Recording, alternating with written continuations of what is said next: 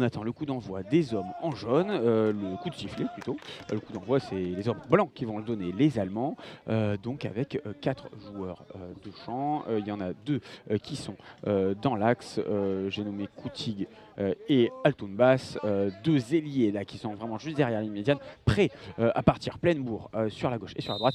Coup de sifflet, c'est parti pour les Allemands avec Jonas Koutig, le numéro 7. Allemagne, Turquie, c'est parti donc pour ce match décisif du groupe A. C'est bien fait de la part d'Oguzhan Yokush, mais il a été contré, le ballon récupéré par les Allemands dans le rond central avec Taime Kutig là, qui a du champ, qui va rentrer dans le camp turc, repartir dans la zone B. Il slalome un petit peu dans cette défense rouge et il va tenter une frappe lointaine, c'était dans la zone A, pardonnez-moi, et ce sera une relance en sortie de but de la part de Kerem Yildirim. Et Temel envoie le ballon sur le côté gauche. Ouais, et Temel, c'est un des joueurs, un des gardiens plutôt, et qui joue le plus au pied. Il fait quasiment toutes ses relances au pied, alors que les gardiens, par exemple japonais ou français, privilégient la main, alors qu'il y a eu une belle occasion là à l'instant en faveur de Taime Kutig. La frappe du pied droit dans la zone B, ça passe juste à côté du but. Ouais, la première grosse occasion de cette rencontre, elle est au profit des Allemands. On va pouvoir jouer avec Hassan Sataï.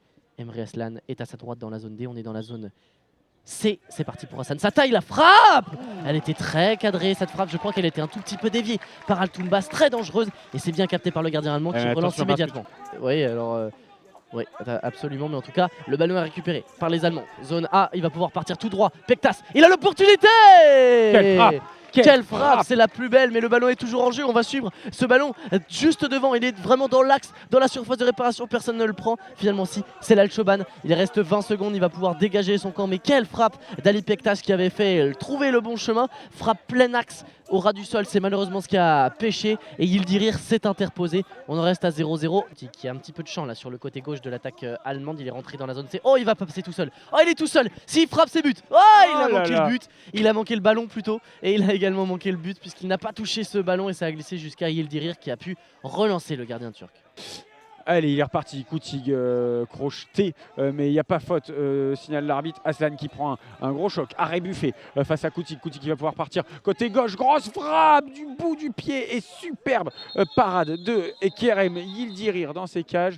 Coup de sifflet, dit l'arbitre. Les Allemands sur le côté gauche avec Fangman.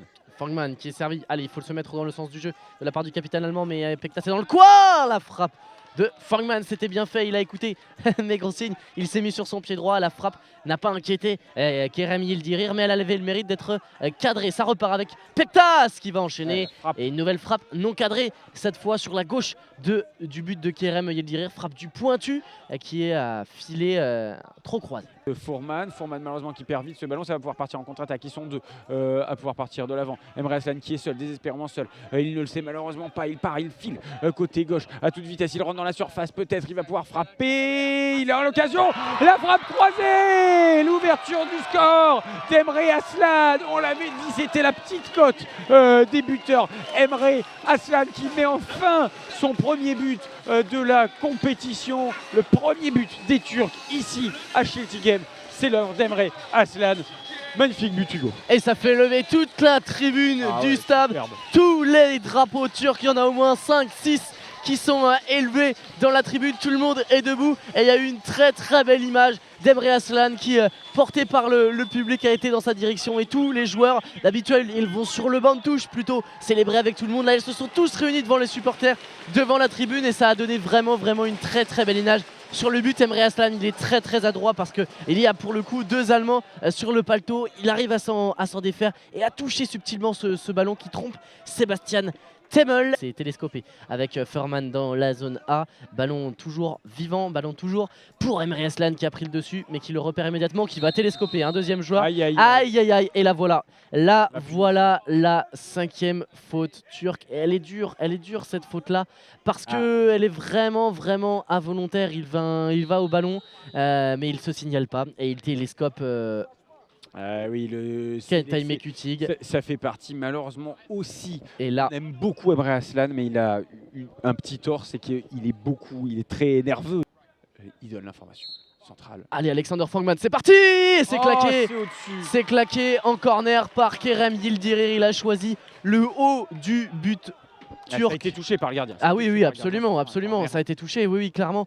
C'était une frappe cadrée sous la barre. Parce Et Kerem que, Yildirir qui a été claqué ce ballon au-dessus. Le corner sera tiré par, joué par Altumbas et timé Kütig, le guide turc qui donc doit se calmer pour la fin de cette partie. Le guide turc qui est Niazi Metin. Pour être tout à fait précis, timé Kütig, la frappe, elle est contrée par Yildirir mais il peut pas s'en saisir. Et Fogman va enchaîner. Oh, dommage, dommage, ça a été repoussé. Pektas, La balle passe entre les jambes de Pektas. On va continuer à jouer sur le côté droit avec Pektas face à Emre Aslan. Contre Emre Aslan qui rend le ballon et qui va pouvoir le relancer sur Fogman. Oh, bon contrôle, très beau contrôle de Fogman sur le côté gauche. Il va passer, il peut rentrer dans la surface. Fogman, il a l'opportunité, il peut frapper. Ouah, oh là là, très bel arrêt, très bon réflexe. Il s'était couché sur le ballon, le portier Kerem Yildirir. Et ça ne sera pas de corner pour l'instant.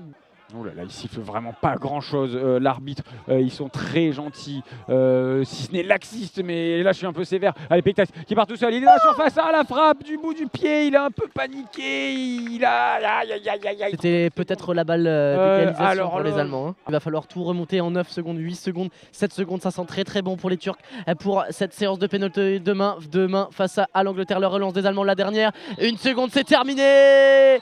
La Turquie s'offre un sursis dans ce groupe A et ira jouer demain matin après cette victoire 1-0 face à l'Allemagne. Une séance de tir au but. On prend le rendez-vous demain 9h. Angleterre, Turquie, séance de tir au but pour une qualification en demi.